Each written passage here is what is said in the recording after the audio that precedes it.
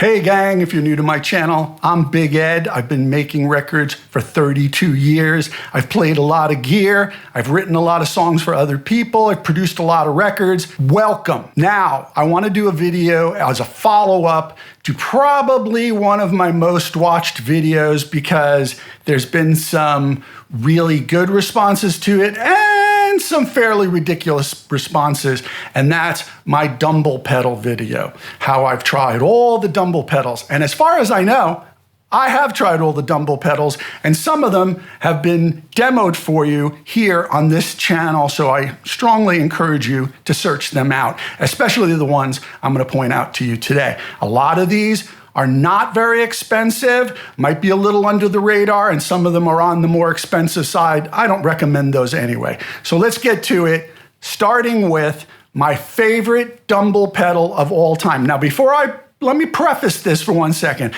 I have actually played a Dumble, but as we all know, I hope, every Dumble amp was different. That was on purpose. Howard Dumble purposely made each amp for each client. They were uniquely constructed for that individual. So there is going to be no all over Dumble sound. That's ridiculous. And then, of course, there was steel string singers, which were the cleaner, more open option, and then the Overdrive special, which are sort of associated with, say, David Lindley or Lowell George, even though he played it on the cleaner side, etc. Robin Ford, Larry Carlton, blah, blah, blah. All right, here we go. My favorite Dumble pedal of all time is still the Tanabe Dumb Kudo, or as you will see on the screen right now, this is my Dumb Zen Kudo. It's a twin, half Dumb Kudo, half Zen Kudo that Tanabe made special for me. So you can have two different sounds going, and you can combine them or use them individually on, off with the two switches. Also, on the back of every Tanabe pedal are 3 switches, and those 3 switches will bring you into Fender, Dumble, Marshall territory, and everything in between, so you can even further tone sculpt, if you wish, okay? That's my number 1. My number 2 is the Barber Burn Unit. The Barber Burn Unit EQ, which was 2 channels, and I've featured that on the channel before. You can get them used anywhere between $150 to $250. The prices have gone up quite a bit on those. You could get them for $125 at some point. Nobody wanted them. But I will tell you from myself and many of my friends who have played Dumbles and some of my friends who own Dumbles that the Barber Burn Unit EQ, the 2-channel, the channel switching version, is closest to the Dumble ODS. It's excellent. Now, okay, well, if you can only get it used, what do? David Barber's got a solution for you. On the screen, you will see my Buss, B-U-S-S, which is David Barber's dual channel. Now, it's single switch, but it's dual channel. The left channel is a blues breaker. The right channel is a lower gain Dumble type pedal. But he has come out with a blue version, which you can find on Reverb right now. The blue version is the higher gain version of this same pedal. Both are excellent, and they take up less room than the Barber Burn Unit EQ. You don't have the 2 channels to switch to, but make up your mind, do you want the lower gain or the higher gain? And it'll fit on any pedal board. So that's my number 2 choice. Not my number 2 of all time. The Tanabe is the number 1 of all time, but I'm just giving you some choices. Now, number 3 would be the Free the Tone Overdriveland. Yes, I've featured that on this channel before, and so you can find that demo. You can find many demos on this. It's excellent. And you know why? Because the guy who owns Free the Tone works on Dumble amps. He repairs Dumble amps. Yes, it might not be the Dumble you're looking for, but the Overdriveland has a lot of range. I would say you can go from low gain steel string singer to mid to high gain with this one very, very competently. It's excellent. It's new. It's still available. It ain't cheap, but it ain't really expensive either. Here's two very affordable versions, both by Tech 21. I've mentioned these before.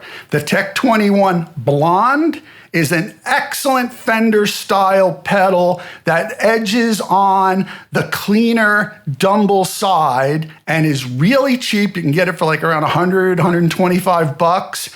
I've talked about that one before. If you want a higher gain option, the Tech 21 Comp Torsion, which I've seen recently for about 150, but they're getting harder to find.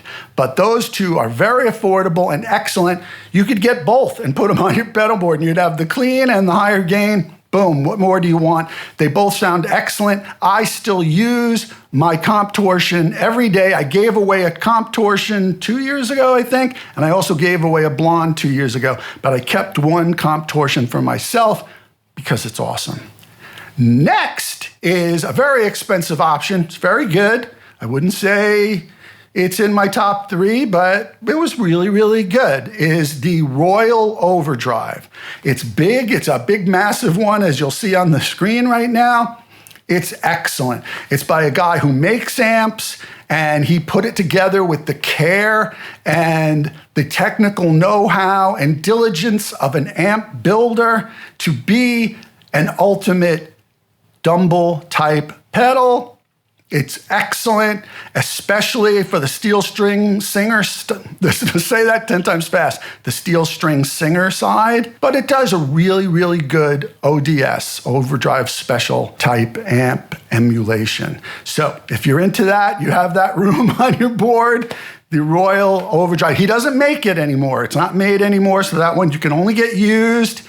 I think the last one I saw was about 900 bucks, and it's big, but I'm just throwing it out there because it's excellent. Now, my favorite cleanish steel string singer pedal is the Ethos Clean Fusion. You'll see that on your screen right now. Another guy had said to me recently, oh, if the Ethos, maybe the Ethos is good, but it's so big. And I'm like, what pedal are you looking at, dude? Are you looking at some deluxe version thing? Because this one, which is the one I was talking about in the video he commented on, is the Clean Fusion, and it's not even the latest model. It's like 5 years old, and it's excellent. Excellent. And you know what? The overdrive on it is excellent too. I just didn't really use it much for that. But for the cleanish or edge of breakup thing, oh my God. This pedal was fantastic. It's got a lot of little tweaks you can do to it. Doesn't take up a lot of room on a pedal board. Highly recommended. Don't go for those big, I mean, if you got the bucks and you got the space, go ahead, but I don't know. I mean, I'm just talking what works, and what sounds good after hours and hours and hours and tons of money spent checking these out. So the Ethos Clean is definitely my steel string singer recommendation. Another pedal that's worth your time for the steel string singer emulation is the Tube Steader Lightkeeper. I think that's what it's called. I had one. We did a demo with it. I'll have to look it up myself. But it was the Lightkeeper. I think it was the Lightkeeper by Tube Steader in Canada. And he also made a ODS type pedal. Didn't really care for that. Neither did my bandmate. We went through the whole range with that. But the Lightkeeper, the original one, not the new, smaller one, that one is excellent and not very expensive for steel string singer sound. Tube Steader does good stuff. It's just that their ODS pedal, I can't even remember the name of it right now, but we did do a video on it. It was okay. It was okay. It just wasn't my choice in the top 10 by any means, okay? So there you have it. That's my update. That's my summation of all the Dumble pedals I've tried in the last several years and all the money I've spent. Don't even tell my wife. That's the ones I recommend. Those are the ones that keep coming back time and time again as being reliable and effective and sound as close as you can to the real thing. Can you get a pedal to sound like a Dumble amp? Of course you can't. Duh. It ain't gonna happen, right? It's too complicated. You can't get any pedal to sound exactly like an amp. It's not gonna happen. The reason we do it is because we can't run an amp full out anymore, not in the studio, not at a gig. We try to do it with pedals. And if you have a good pedal platform amp that can take these pedals and they're done right, it's a pretty good option for a lot less money. So there you have it. Come at me, bro. If I hear of anything new, I'll let you know. All right? Thanks for watching.